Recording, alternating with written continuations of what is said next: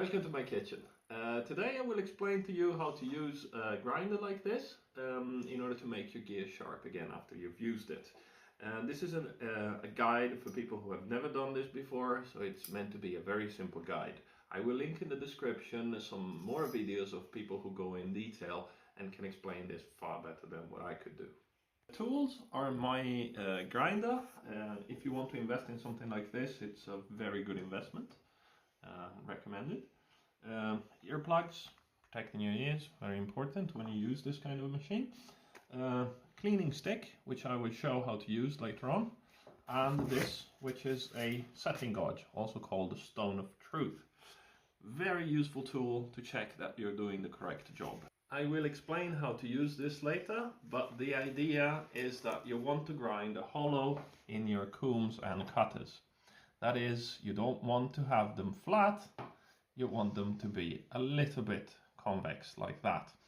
The hollow is concentrated over here in the middle, more or less, and this tool helps you check exactly that is correct. If you do not grind your gear with a hollow, a lot of things can happen. You can have more friction, the gear gets warmer and therefore dull faster. And it also does not cut very well, and pulls at the wall instead of cutting it properly. This grinder has got a protection. Make sure that you use the protections. For the sake of showing, I will remove them so you can see exactly what is going on. There you go.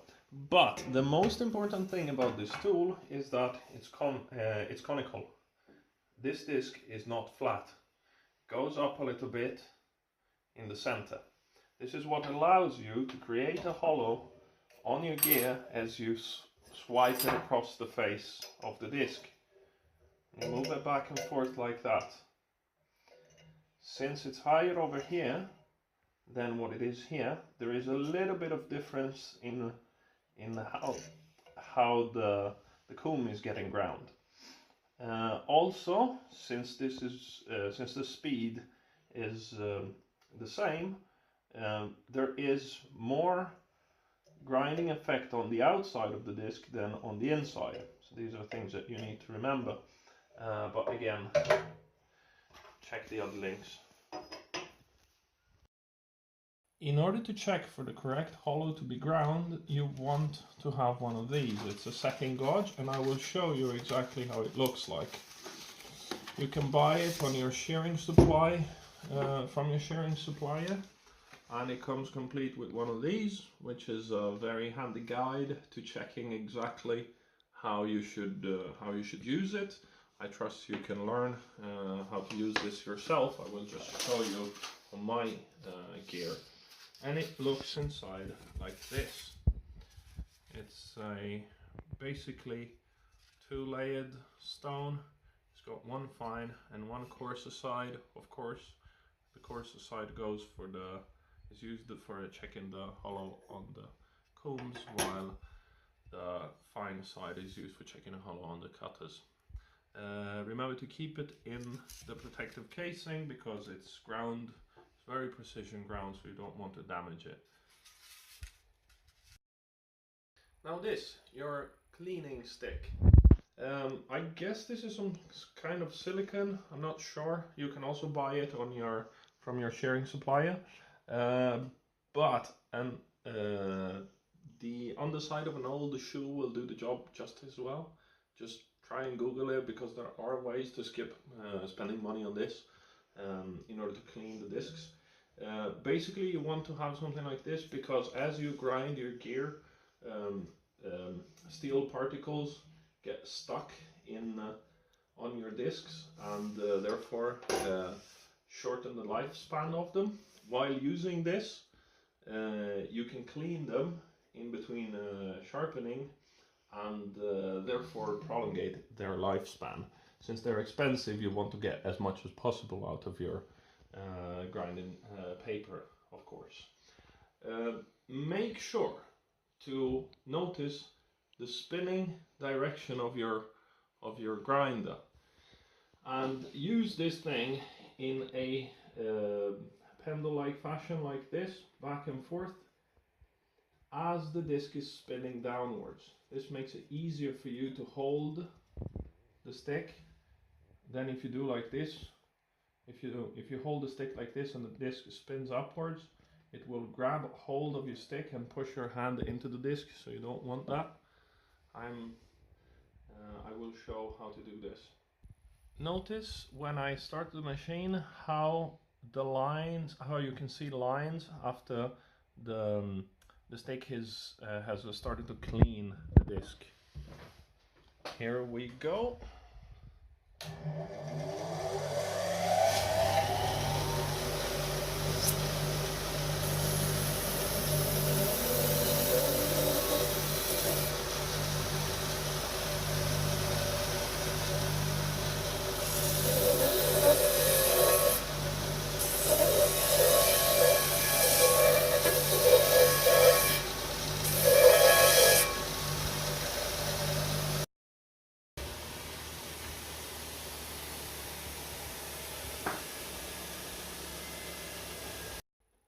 Sharpening means that you put your gear in contact with the pendulum.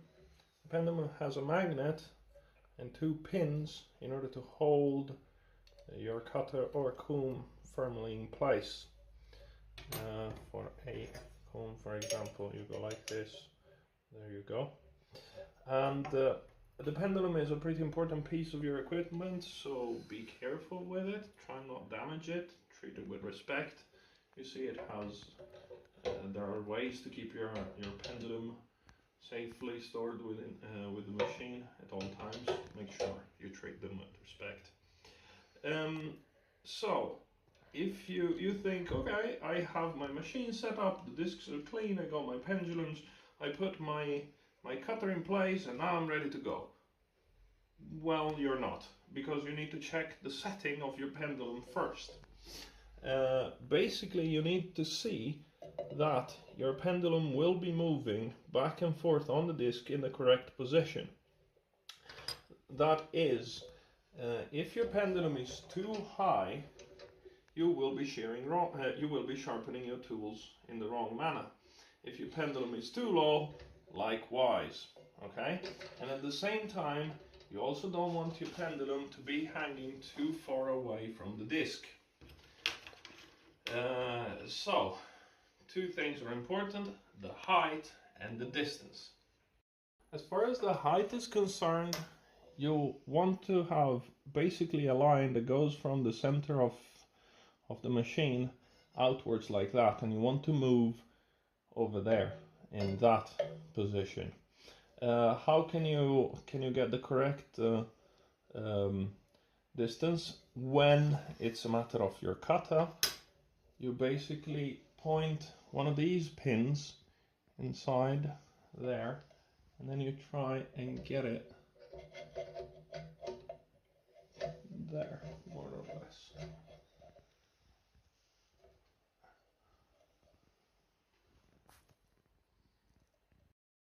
Distance of the pendulum can be adjusted with the use of this screw on this particular machine, but different makes have got different solutions. This allows you to move the pendulum further away or closer to the machine, closer to the disc. What you want to achieve is a situation in which your cutter gets flat when you touch the machine.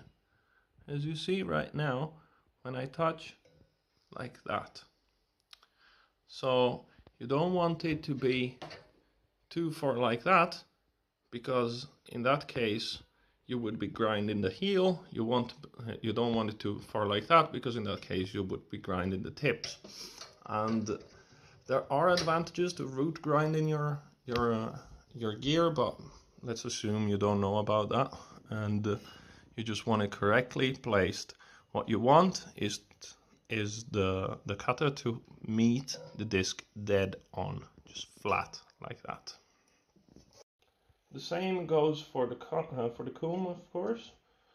The distance from the height and the distance from the disc. As you see, I let it go and it's basically dead on right now. Okay. When you start the machine, what you do is you hit the disc at this position and then you move out, making sure that 2 to 3 teeth are off the edge of the disc and then back on place all the way in. And then you repeat this 2 to 3 times with even pressure. You end in the center and then you pull out. So once again, you start here, you go out, 2 teeth out, back in, once, twice, 3 times, and then you end like that.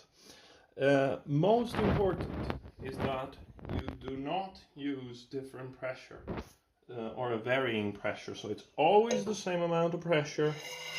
1, 2, 3, and then out. You don't start with a lot of pressure, then do this really fast, and then end with a lot of pressure and then get out. Same amount of pressure all the time. 1, 2, 3, and then off. And the same goes for the other side.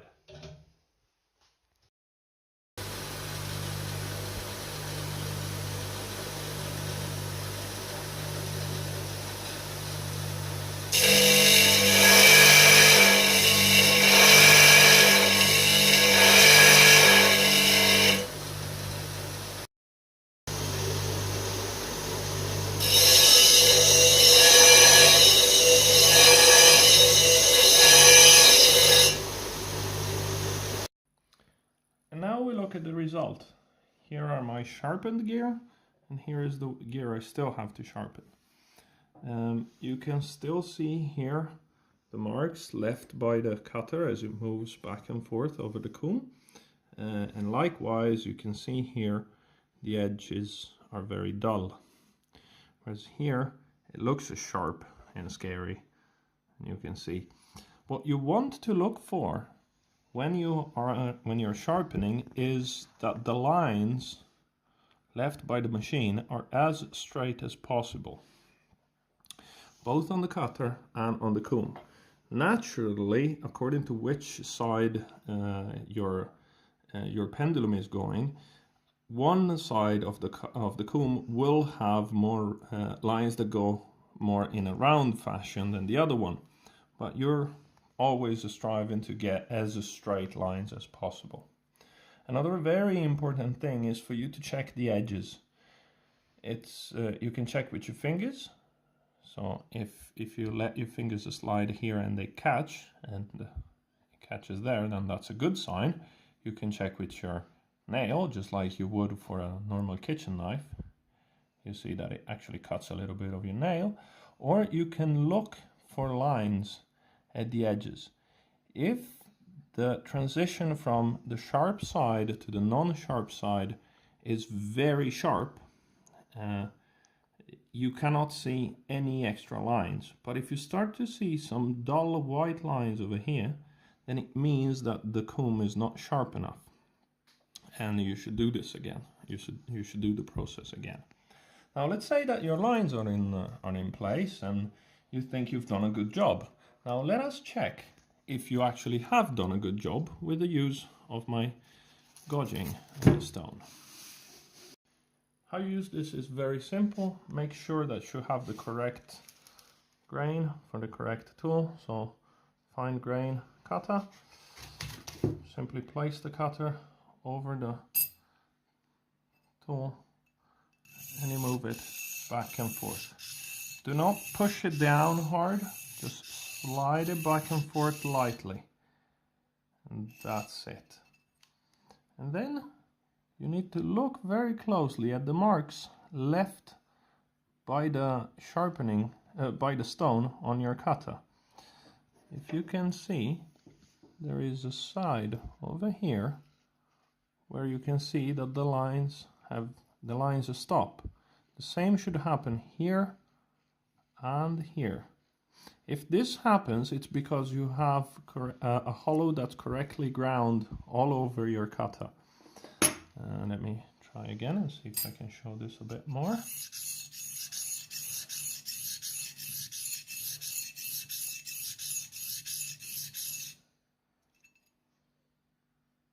There you go. You can see this very clearly. You can see it here, here, here, here, here. Clearly I have some adjustment to do because this edge did not get get the proper sharpening, nor did this edge. So it's a bit unbalanced. I need to adjust my settings, the settings of my pendulum to get the job right. But this is a very useful tool. Now I flip it, get the coarser side up, check my comb to see how it went. Remember not to push it down hard. Just slide it across. You're not trying to sharpen it, you're trying to test your sharpening skills.